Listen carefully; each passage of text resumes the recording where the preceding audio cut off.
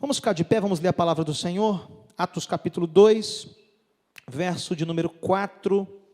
O texto sagrado diz assim: E todos foram cheios do Espírito Santo, e eles começaram a falar noutras línguas, conforme o Espírito Santo lhes concedia que falassem. E a parte primeira do verso diz assim: e todos foram cheios do Espírito Santo.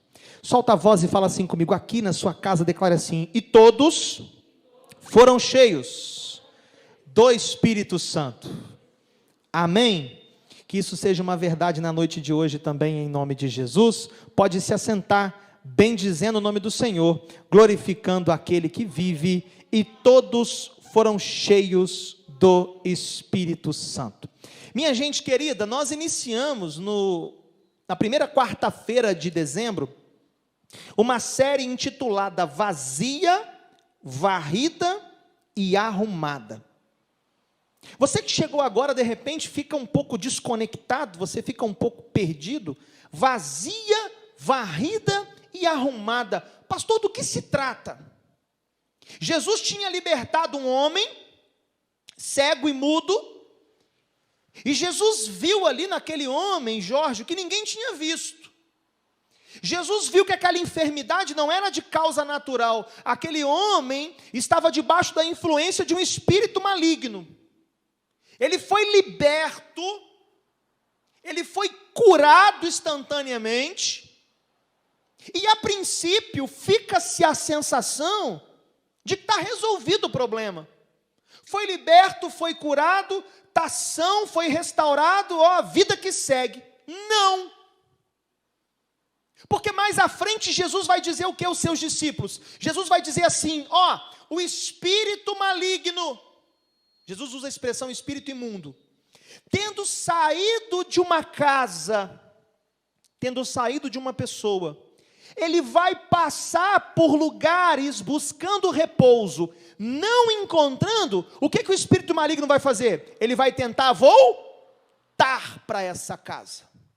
E aí Jesus diz, e ele encontrando a casa vazia, varrida e arrumada, ele vai se instalar nessa casa mais uma vez. Contudo, agora esse espírito maligno não vem sozinho. O espírito maligno agora vem trazendo mais 7 com ele. E aí Jesus vai sentenciar e vai dizer, de forma que o estágio final desse homem vai ser pior do que o primeiro. E quando eu li isso, sabe, meu coração tremeu. Falei, Deus, eu preciso trabalhar isso com a igreja. Eu preciso despertar a consciência do povo. Eu preciso, nesse período de pandemia, em que muitos adormeceram, nesse período de pandemia, em que muitos se desconectaram e esfriaram, eu preciso acordar. Pelo menos uma parcela daqueles que se mantêm conectados. E mostrar a eles que há uma batalha na dimensão do Espírito em curso. Uma batalha que não cessou. Uma batalha que não se encerrou na cruz do Calvário.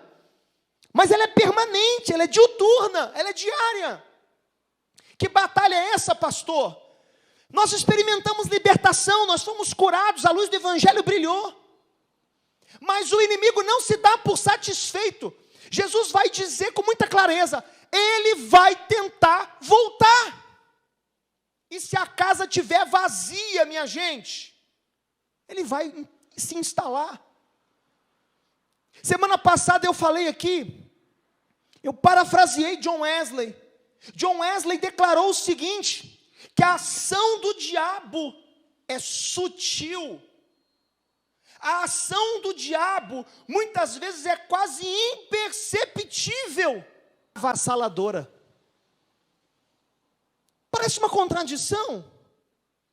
Ela é sutil, ela é imperceptível, mas no final ela se torna avassaladora.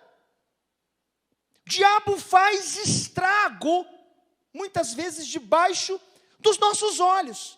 Muitas vezes debaixo da nossa vista a gente não consegue enxergar. Então nesse tempo nós estamos despertando a consciência. Hoje eu quero falar basicamente da importância ou do perigo de ser casa vazia. Ou mesmo casa cheia do que não presta. O problema não é ser casa varrida, limpa, ou mesmo casa adornada. O perigo é sermos uma casa vazia. O perigo é sermos gente de vida vazia. O grande alerta dessa série de mensagens é esse. Precisamos estar cheios, plenos. Casa vazia é convite à atuação de demônios. E de outra sorte podemos também dizer que casa vazia, ou casa com pouco movimento, ela se torna muito mais convidativa que bandidos assaltam. É verdade ou não é, gente? Pessoas que viajam por períodos muito longos, ficam distantes muito tempo, e postam nas redes sociais que não estão em casa, que estão viajando, que a casa está vazia. Isso acaba sendo convidativo a que o ladrão entre. E da mesma forma, Jesus está trazendo um alerta, dizendo que casa vazia, ou vida vazia, ela é convidativa à atuação de demônios. Agora veja bem, irmãos, por favor, preste atenção.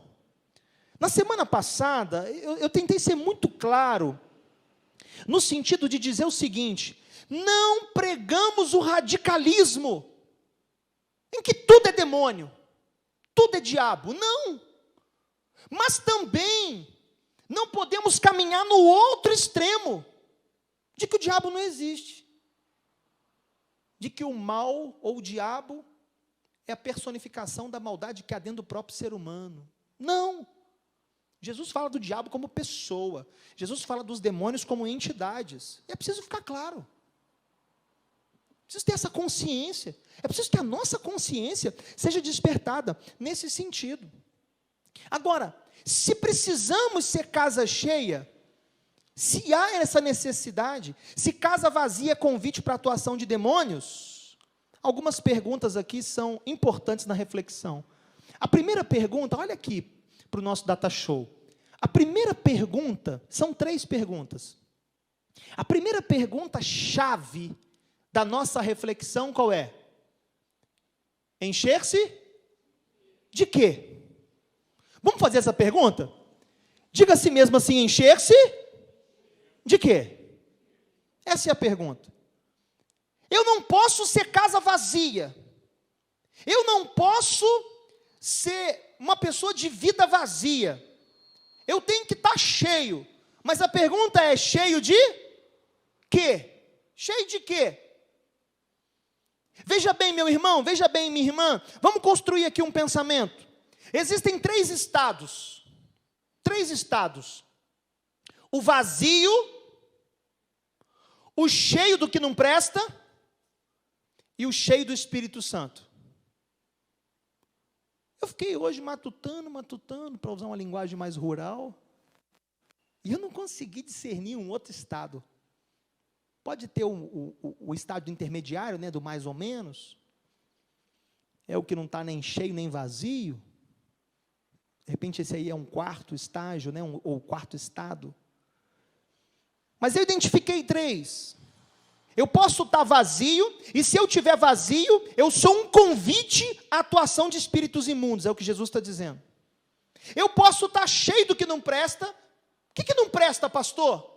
Eu posso estar cheio do eu, cheio do orgulho, cheio da vaidade, cheio de inclinações pecaminosas, cheio de ódio, cheio de maldade, cheio de inveja, cheio de cobiça. Tem gente que está cheio, mas cheio da coisa errada. Cheio de coisas que não vêm de Deus, que não fluem do trono da graça de Deus. E existe um 3º estágio, que é o estágio do cheio do Espírito Santo. Atos capítulo 2, verso 4, o texto diz: e todos foram o quê? Cheios do Espírito Santo. Eles não eram mais casa vazia. Eles não eram casa convidativa à atuação de demônios. Eles não estavam cheios de qualquer coisa, cheios de sentimentos mundanos ou carnais. Não, o texto é claro, eles estavam cheios do Espírito Santo de Deus. Mas pastor, como saber se estou cheio do Espírito Santo de Deus? É fácil, ao mesmo tempo que é complexo. Mas eu vou te dar aqui um caminho. Quer saber se você está cheio do Espírito ou não? A Bíblia estabelece aí um parâmetro. Pelos frutos os conhecereis. Quais são os frutos do Espírito?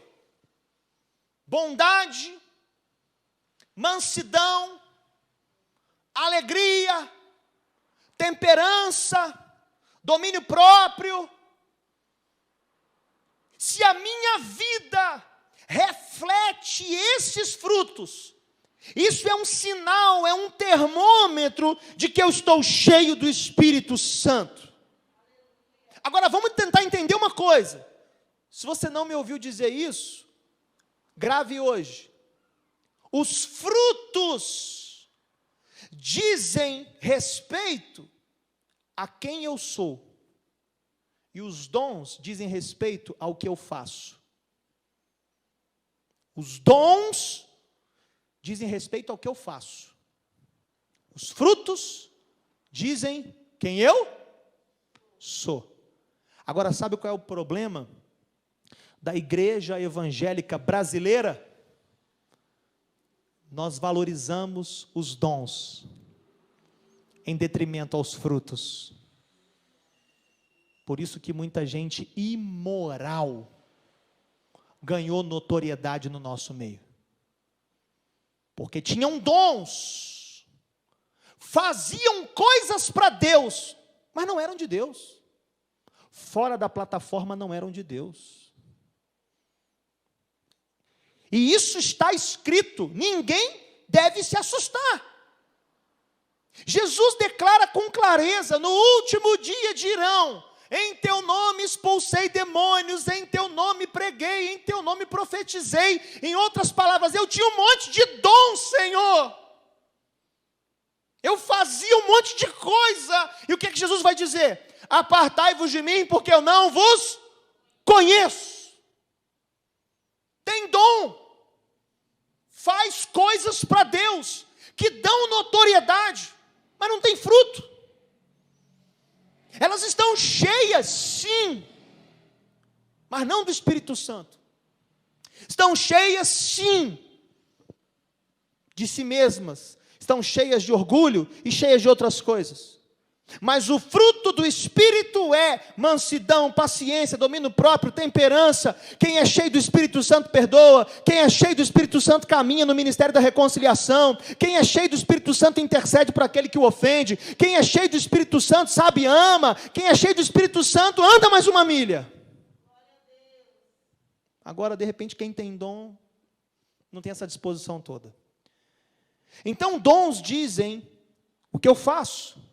Frutos dizem o que eu sou. Quer saber se alguém está cheio do Espírito Santo? Não é se fala em línguas, irmão. Ah, fulano é cheio do Espírito Santo. Por quê? Rapaz, falou umas línguas lá que eu nunca ouvi. Umas línguas lá diferentes. O ser cheio do Espírito Santo não tem a ver com isso. Não tem a ver com isso. Você me desculpa, não tem a ver com isso. É possível falar um monte de língua no culto. E lá fora fazer um monte de coisa que desonra a Deus. Ok? Então, o que determina esse nível de preenchimento não são as línguas que falam, nem as profecias que liberam, ou outras coisas do tipo, que podem ser um tipo de apresentação de performance.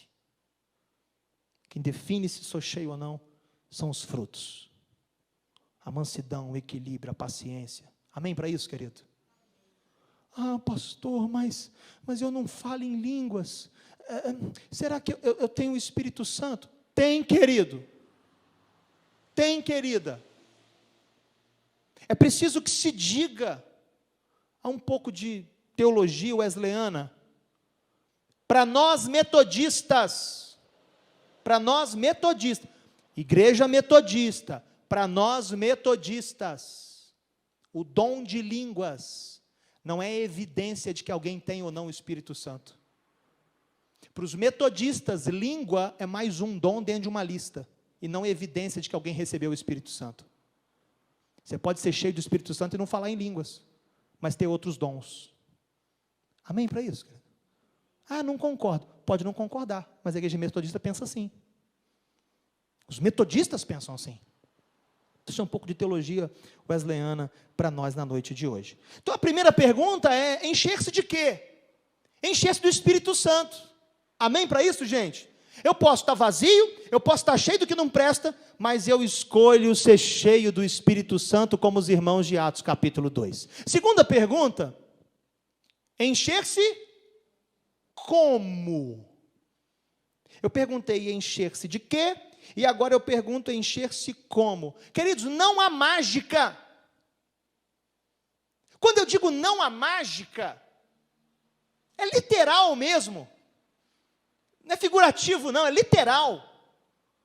Não há mágica, por quê? Não adianta você vir ao altar e alguém impor as mãos sobre você e dizer, recebe isso ou recebe aquilo. Se você não está vivendo uma vida em conformidade com os princípios da palavra. Se você não vive uma vida de santidade, uma vida de obediência, uma vida de submissão às autoridades constituídas. Se você não anda debaixo de diretrizes, não tem mágica. E veja bem, essa unção, essa liberação do Espírito Santo, ela não tem preço, não se compra, ela não está à venda. Nós conhecemos a história daqueles rapazes, do livro de Atos dos Apóstolos, que quiseram comprar o dom de Deus. Não está à venda. Ele está disponível àqueles que vivem em obediência. Amém para isso? Anota isso, não está à venda, mas está à disposição de quem vive em obediência. Esse dom, essa graça, o encher-se como, é respondido em Atos capítulo 2. Como que eles foram cheios do Espírito Santo? O verso 4 diz, e todos foram cheios do Espírito Santo, mas como? A Bíblia diz que eles estavam reunidos todos no mesmo lugar. O princípio da unidade, da comunhão está estabelecido. Aonde a comunhão, diz o salmista, Deus ordena a sua bênção. Se sua família está dividida, se sua empresa está dividida, se os ambientes nos quais você transita, se neles reina a divisão, é possível que haja dificuldade de uma manifestação maior da graça de Deus nesses ambientes. E nós somos chamados por Deus a preservarmos a unidade do Espírito no vínculo da paz, como diz o apóstolo Paulo. Eles estavam reunidos no mesmo lugar, então essa unção do Espírito Santo, essa visitação, esse preenchimento não vem de qualquer forma. Existe um como. Existem princípios. E aí, eu acredito particularmente que enquanto eles estavam ali no cenáculo aguardando a promessa, eles estavam orando. Eles não estavam ali, irmãos, no cenáculo, enquanto lá fora se respirava ameaças de morte, depois da crucificação de Jesus. Eles não estavam ali no cenáculo, os 120, sabe, jogando conversa fora, contando piada, não. Essa turma está com a boca no pó. Essa turma aqui está se consagrando, está buscando, está louvando. Essa turma aqui está meditando nas palavras que Jesus havia dito. Então, existe um como.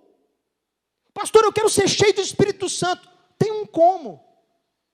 Ande em comunhão, preserve a unidade, viva princípios de obediência, ore, leia a palavra, louve ao Senhor em todo o tempo. Amém para isso? Não é passe de mágica, não está à venda. Não é de acordo com a oferta que se entrega, pelo amor de Deus. Não tem nada a ver com isso. Até o termo transferência de unção, eu já ouvi por aí, de um transferir a unção que tem sobre a vida do outro, e se transfere essa unção mediante a honra que é prestada. Está aí, está estabelecido aí. No meio do povo chamado evangélico. Não é mágica, não está à venda, não tem preço, mas está à disposição de quem vive em obediência. Amém para isso? Agora a terceira e última pergunta. Encher-se para quê? Quais foram as perguntas? Primeira pergunta, encher-se de quê? O que nós respondemos? Do Espírito Santo, amém para isso? Segunda pergunta, encher-se como? Não é de qualquer jeito, não há passe de mágica. É com obediência, é com unidade, é com princípio, é com oração, é com louvor. Terceiro, encher-se para quê? Existe um propósito, irmão. Existe um propósito, irmã, em tudo que Deus faz. Deus não enche os seus, Deus não enche o seu filho, Deus não enche a sua filha à toa, só para alimentar sua vaidade. Deus não enche ninguém, Deus não libera graça sobre alguém, só para que essa pessoa se sinta melhor, do ponto de vista da autoestima. Deus faz isso com cumprimento de propósitos. E o primeiro propósito desse preenchimento, desse enchimento, é proteger-se contra a ação do diabo. Porque se eu não sou casa vazia, se eu sou casa cheia de Deus, eu te pergunto, vai ter lugar para o diabo, irmãos? O que Paulo vai dizer em uma das suas epístolas? Não deis lugar ao diabo. E como é que se ocupa os espaços? A fim de que não sobre nada para ele? Sendo preenchido pelo Espírito Santo de Deus. Amém para isso? Quanto mais do Espírito Santo de Deus eu tiver, menos espaço para o diabo vai haver na minha vida. Porque aonde Deus está, o mal tem que? É o famoso jugo desigual. Luz e trevas não se alinham. Então, se o Espírito Santo veio, preencheu, se o poder de Deus veio e se instalou, o mal tem que sair, querido. É uma conta muito simples. Não tem, sabe, coisas mirabolantes aí para explicar isso. Agora eu quero finalizar a reflexão falando aqui do encher-se para quê? A partir da experiência, ou a partir da palavra profética de Joel. Joel capítulo 2, 28. O texto diz assim: e nos últimos dias derramarei o meu espírito sobre toda a carne. Vossos filhos e vossas filhas profetizarão. Solta a voz e fala assim: profetizarão. Aí o texto também diz: os vossos velhos sonharão. Diz, sonharão. E o texto ainda diz: os vossos jovens terão visões. Fala bem forte, visões. Então olha só, profetizarão, sonharão e terão visões. Deixa eu fechar aqui respondendo essa pergunta do para quê. Olha aí, ó, Karen projetou. E há de ser que depois derramarei o meu espírito sobre toda a carne. Vossos filhos e vossas filhas profetizar? Gente, olha só. Eu tenho 2 crianças pequenas em casa. Dentro de uma lógica, é claro que em algum momento Deus até pode usá-los para liberar uma palavra profética. Mas profetizarão, via de regra, não se aplica às crianças. Se aplica, via de regra, pelo menos dentro de um contexto bíblico, ao ministério dos adultos, dos profetas. Não é algo comum na Bíblia Sagrada, uma criança profetizando. Pode acontecer aqui e ali. Algumas vezes eu já percebi que pela boca dos meus filhos Deus liberou uma palavra. Mas há um certo entendimento de que a palavra profética vai ser encontrada na boca dos profetas, não na boca das crianças. Veja bem, vossos velhos terão sonhos. Mas não parece uma contradição em certo sentido? Porque o que geralmente acontece é o quê? Vai ficando mais velho, não é regra, mas geralmente acontece. Vai ficando mais velho, vai se tendo a sensação de que, eu já fiz o que tinha que fazer. Eu já cumpri minha missão. Já não tenho muitas pretensões mais, pastor. Já não tenho grandes sonhos, meu tempo passou. Deixa os sonhos agora para os mais novos. Outra situação que apresentem probabilidade.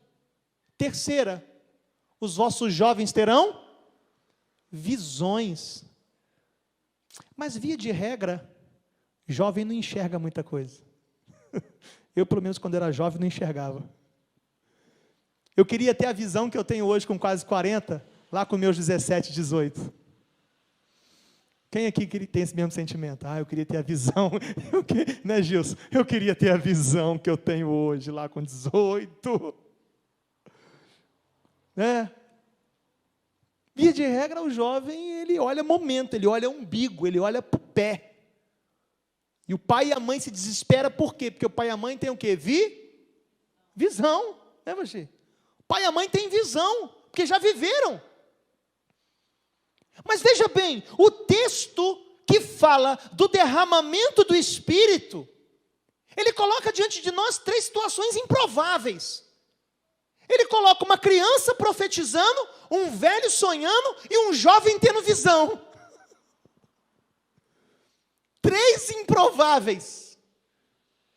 E aí hoje eu fiquei olhando para esse texto, eu olhava para o verso 28, e eu olhava de novo, e eu lia de novo, e a conclusão que eu cheguei é que esse texto, na verdade, fala disso, de improbabilidades. Porque a chance de uma criança profetizar é pequena, a chance de encontrar um velho sonhando é pequena, e a chance de encontrar um jovem com visão é pequena. Mas o texto fala mesmo disso, de improbabilidades, mas cheio do Espírito Santo, debaixo do derramamento do Espírito Santo, você que está aqui, levante sua mão para receber, quem está em casa também, cheio do Espírito Santo, eu faço coisas improváveis. Amém, querido? Cheio do Espírito Santo, a criança que não sabe nem falar, que não tem visão de mundo, profetiza. Cheio do Espírito Santo, aquele que está avançado em idade, não perde o vigor, mas continua sonhando. Cheio do Espírito Santo, aquele que não tem cabelo branco, aquele que não tem experiência, aquele que não tem, rugas ainda, aquele que não viveu ainda, cheio do Espírito Santo, ele pode ter visão de águia e pode enxergar longe. O texto apresenta 3 improbabilidades, mas Deus está dizendo, é isso que acontece quando o Espírito Santo vem. O Espírito Santo vem para te capacitar a fazer coisas improváveis. Então, encher-se de quê? Qual é a resposta? Do Espírito Santo. A segunda pergunta é encher-se como? E a gente entendeu que é vivendo princípios, caminhando em obediência, vivendo a comunhão. Terceira pergunta, encher-se para quê? Para realizar coisas improváveis para Deus. Para fazer coisas que naturalmente a gente não conseguiria fazer. Amém, queridos? Para que o Espírito Santo vem? Para que o Espírito Santo nos enche? Só para nos dar a sensação de que estamos cheios? Não, existe um para quê. O Espírito Santo vem para que façamos coisas improváveis. Queridos, para terminar, quando o Espírito Santo vinha sobre Saul, quando o Espírito de Deus, melhor dizendo, vinha sobre Sansão, quando o Espírito de Deus vinha sobre Sansão, o que Sansão fazia? Coisas improváveis. Na força do Espírito de Deus, Sansão derrubava exércitos sozinho. O Espírito Santo te dá graça para fazer coisas improváveis. Coisas que naturalmente você não faria na força do braço ou na capacidade do intelecto. Maldito dia que Sansão foi realizar uma tarefa improvável e se viu sem a força que vem do Espírito de Deus. Ele não conseguiu fazer. Eu quero finalizar lembrando o maior medo de Davi. Qual foi o maior medo de Davi diante do pecado que cometera com Betseba e diante da morte de Urias? O maior medo de Davi não foi perder o reino. O maior medo de Davi não foi perder o trono. O maior medo de Davi não foi a morte. O maior medo de Davi não foi cair na mão dos inimigos. O Salmo 51 revela. Sabe qual foi o maior medo de Davi? Deus, não retira de mim o teu, quem sabe? Espírito. Deus, tira tudo, só não me deixa vazio, porque se o Senhor tirar o Espírito, eu vou ser casa vazia para o inimigo. E aí, Deus, sem o teu Espírito, eu estou lascado. Que sejamos casa cheia de Deus. Você vive uma rotina, e eu vivo uma rotina. A nossa rotina faz de tudo para nos esvaziar. É verdade ou não é, queridos? A gente sai do culto cheio. É ou não é, irmãos? Mas aí quando chega no dia seguinte, fala aí para mim. Às vezes você já amanhece com a notícia ruim, não é? Às vezes você já amanhece com a notícia, sabe, desagradável. E é um problema com o filho, é uma situação aqui, é uma conta. E a conta de luz veio alta, e a água dobrou. Estou profetizando não, tá? É o que aconteceu lá em casa esse mês. Então, essas coisas vão tirando as nossas energias, vão esgotando as nossas forças. Mas nessa noite Deus preparou um tempo de renovo para nós. Que Deus abençoe sua vida, que Deus abençoe sua família, que Deus abençoe seu ministério. Você foi chamado para ser casa cheia de Deus. Você não foi chamado para ser cheio de qualquer coisa. Hoje Deus tira o eu, Deus tira o orgulho, Deus tira a vaidade, Deus tira desejos. Hoje Deus tira aquilo que não agrada e Deus te preenche com o Espírito Santo. Amém, querido? Eu quero que você fique de pé comigo nesse momento.